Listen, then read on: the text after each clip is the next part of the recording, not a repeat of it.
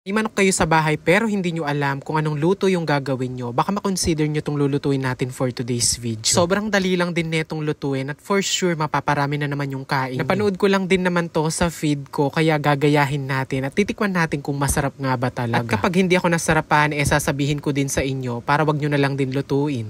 Charot!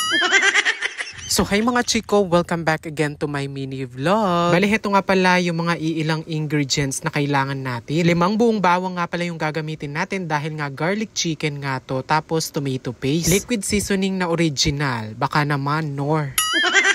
Halagang 10 pisong onion leeks. Ketchup. At syempre, yung manok. Yung onion leeks, pinaghihiwa ko lang ng ganyang katulad na nakikita nyo sa video. Yung garlic naman, binalatang ko lang. Tapos gumamit na lang ako ng food processor para mabilis ko nga to maggiling. Naglagay nga pala ako ng mantika sa may kawali. Tapos, piprituhin natin tong bawang hanggang mag golden brown. Nating hahayaang masunog dahil nga papait to. Kapag okay na, pwede na nga tong hanguin dahil nga maluluto pa naman to. Dito sa pinagprituhan natin ng bawang, ipiprito pa natin dito yung manok. Kapag medyo nag-light brown na yung kabilang side, babaligtarin nga pala natin.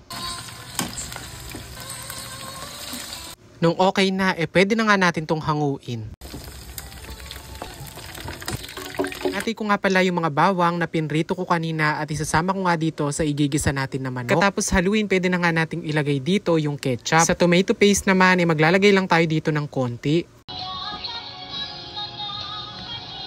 At pagkatapos, ilagay na nga yung liquid seasoning. Naglagay na nga din pala ako dito ng konting paminta. Nang malapit na maluto, binudbud ko na dito yung fried na garlic tapos yung ating onion leeks. Grabe, kung maaamoy nyo lang talagang nangingibabaw yung amoy ng bawang. Syempre, bago tayo kumain, don't forget to like, follow, and share this video for more ulam of the day. Kung may malamig ka na kanin, ay perfecto. Tara na po, mangan.